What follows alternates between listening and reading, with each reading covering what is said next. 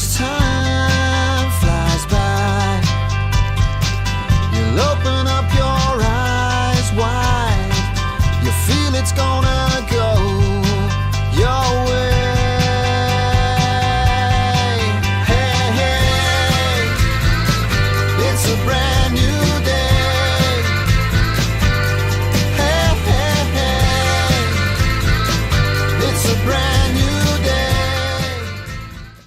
How lovely to welcome back Femi to the programme. Last time he was here in Marbella, we're at the pharmacy, and we got to chat with Femi, and that's where you met Jill from Vida Natural, which is actually Vida Natural, as you say it. Yeah, Vida. Which is a lovely natural skincare products that now use your oils as the base of their products. How perfect. Hashtag better together. Yeah, amazing. Yeah, so she's just now infused my Moringa oil with a shampoo bar.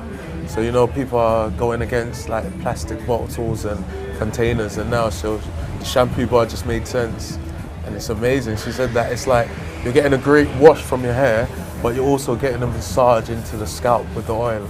Oh wow, I can't wait to try it, because this is lovely to people putting their talents together. Yeah. Since we last chatted, your business is really taking off. Yeah. For those who didn't get a chance to hear the original interview with you, quick rundown of who you are from Brixton, everything going against you. How did you turn it around? Femi, inspire a younger generation. So basically, I decided that I was always into like business and economics, but I first started off trying to do as a trainee stockbroker for Killick & Co, and that was in quite a well-established place, but it just wasn't, I don't know, as natural as I needed it to be. So when I moved into now going from property management to actual agriculture, which I thought was horticulture at the time, but when I realized, feeding the world, I said, I could do that. I can, it gives you more of like a reason, or ethics. Right, so you're not just doing a job Business, of working, yeah, you actually are growing money. a project which you've taken so far. Like a conscious business model, rather than just here to make money anyhow or by any means necessary, but I want to make it in a way that it's actually helping. Well, you're doing that in so many levels. No. Where you grow the trees, yes, and where your whole infrastructure, you're also combining this with training projects to help empower women. Tell us a bit about the setup and how you're moving around the world. So basically, I'm back and forth between London and Lagos, but the farm is just outside of Lagos. So we're in quite a rural farming community. So they're already growing other products such as watermelons and maize and different products, but we're just empowering them to actually get more women involved and get them to actually grow moringa from scratch to finished products, basically. So the tree grows relatively quickly. It's quite surprising. Yeah, so from seeding to harvest, we harvest at 6 foot tall, and that's 60 days from the first seeding. And it's perennial, so after that you don't have to keep on seeding, you just have to maintain it, prune it, and it'll keep on growing. So you're building up a big stock of moringa. Yeah. Why is it good? What is this natural remedy that comes from your country? What is its properties? Well, the main properties is that it's just very high nutrients. It's nutrient dense. It's got your vitamin A, it's got your vitamin C, it's got calcium, it's got all your main macro minerals and micro minerals, also your amino acids, all the amino acids that you need for cell production, and it just gives you more energy, detox, immune booster, cleanses your. And how would we use this? Would we put it on our skin? Do we drink it? Do we do everything with it? Yeah, so basically that's the thing about moringa. You want to get it in as much as you can, So we have the powder, which you can put into your smoothies or into your cereals or into your soups or salads. But we've also got the moringa oil that now that can be used externally or internally. So you can put the moringa oil on your salad, or you can put it on your skin? On your skin, yeah. So you use it in many varieties of ways. Then we've got the tea bags for people that just, want to, drink tea and they find you know, find it, you know, relaxing just to have a nice tea. What I've noticed between my Moringa and the rest of the world's Moringa is that I've got like a nice blend to mine because of the way that I process my leaves. So it even has a different aroma and different smell and a slightly different taste, which makes my Moringa tea so much better tasting or palatable. That's what most people say, is that it's very palatable, it's very tasty. It's not like green tea, it doesn't have that aftertaste or that bitter taste. You know, you can it's very actually taste relaxing. your love that you're putting in it, because you Definitely. are very passionate about what you do. You're a very loving person Yes. as well, which is why I think it is so joyous that you, a young boy having such a tough time in Brixton, that you got yourself educated, then you went to university to study agriculture, and now going to Nigeria, bringing this fabulous product, and you're traveling around the world. And last time I saw you, you were off because you were actually now transporting container loads of raw leaf Moringa product. powder, yeah. So tell us a bit about how the business is going. Well, so it's going well. We've got the container. We've sent a container at the moment, but it was very stressful because there's certain roads that lead to the port in Nigeria that is a bit backed up, and you know, the whole government and president's talking about it, the governor's talking about it. So we're having to maneuver around that, but we're finding ways to make it a lot easier and a lot more streamlined next It must be time. frustrating for you coming from London, also say working at Wall Street and getting things done yesterday, and then going to a country where everything goes. How do you have to learn the ways? What I understood about it is that there's two types of living. There's people that live where they have to survive, and there's people that live where it's already bountiful. So it's hard to empower someone or to give someone the urgency that they must do this and work so hard and do something all hours of the day. You know, like, you know, the Spanish, we have siestas over here. In England, they don't have that because it's more of a survival mode out there. The climate is about survival. When you're growing your crops, you know, you only have one window to get in and get out, and you know, it's just so much stressful. So it can motivate you more to be more on it and want it now. But when you're in a place that's so relaxed that if he plants his crop or not, he still can go to the tree and food will fall at a certain time. But many different fruits in different succession and different seasons, and you know, it's just, they have a It's bigger, a better way of life now. yeah, than- so it's just more relaxed. So you have to understand that. So you need to, you know, come out of what I had to come out of my Western, you know, mentality of now, I need this done properly, this way, that way, me, to, you know, it's relaxed. This is how it is over here, and now adapting to my surroundings.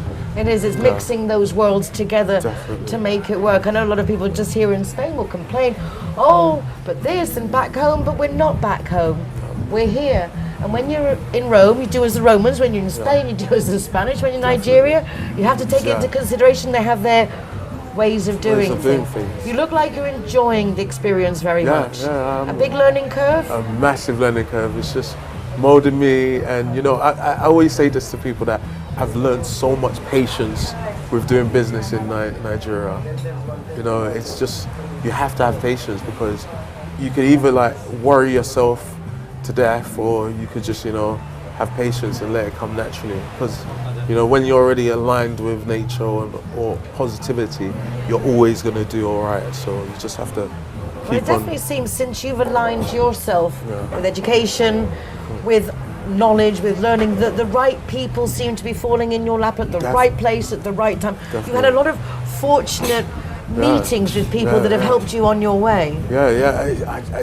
I don't know how it's happening, but obviously I wanted to be a farmer. I wanted to have my, you know, my piece de resistance, my actual product, and I have it now. And then obviously I need to find a buyer. So that came to me as well. Like the main buyers, the people that, you know, even going to do like the shows in Veg Fest and connecting with the right people. The people are coming. So now I'm doing things a little bit better now. So now we've updated the website, and we've, you know, given it a completely new look.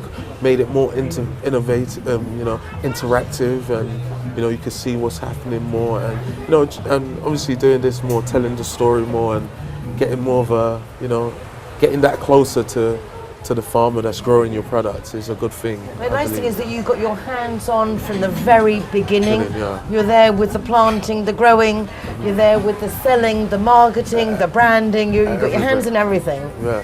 If I didn't do it, then no one else would. That's how I see it. It's your baby, it's your dream. It's a one-man band, but with a lot of friends and associates, and those farmers that I empower, they are so happy because they're always like, okay, let's see what happens.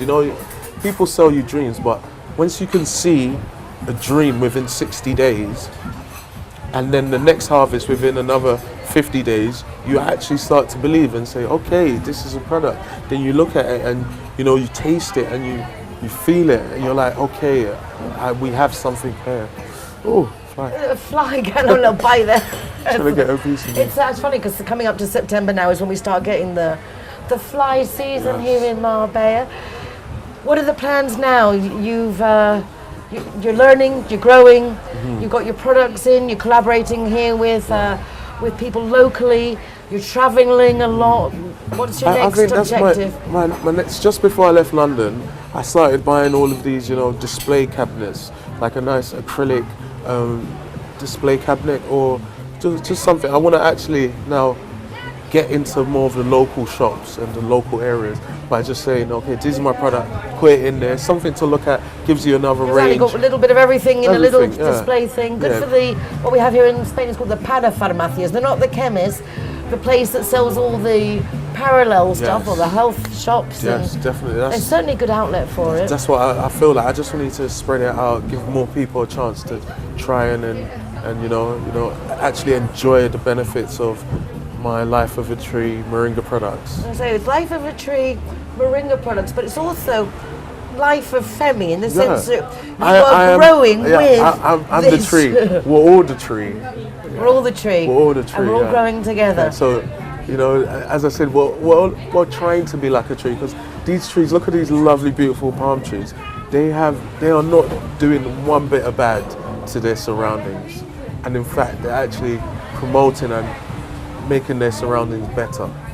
So that's what each one of us needs to do. That's all we need to do. Yeah. So if you live like a tree, you'll live longer. Exactly. Take what you need, but don't bleed it dry. Yeah. Give back as well. You have to give back. Give back as well. Almost more than you've taken. Well, you're certainly doing that. Yeah. Do you feel rewarded? Is it feeling as good as you thought it would? Yeah, definitely. I'm rewarded every day that the fact that I could, just live on my.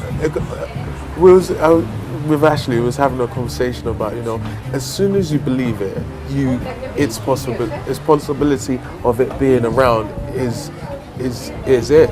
It's how much you believe it, is how much the possibility of it happening is going to happen. So people say that all the time, but that in itself, I think for people, it's hard to believe that you just need to keep yourself on that high, and just believe it will happen and things fall into place, which seems to be the case with you. Yeah, and the more you convince people about your belief grows as well. Their belief grows. They tell someone, and it just is something that you can't, by the end of the year, I don't know how many tons will be moving. It's not something that you even me, I believed that I would do it, but to know the numbers and to see the the rewards of it, and to actually be in the business of it, you can never know that this is what I'm going to do. But once you do it, you can always now wish for more, or wider, or different, or better.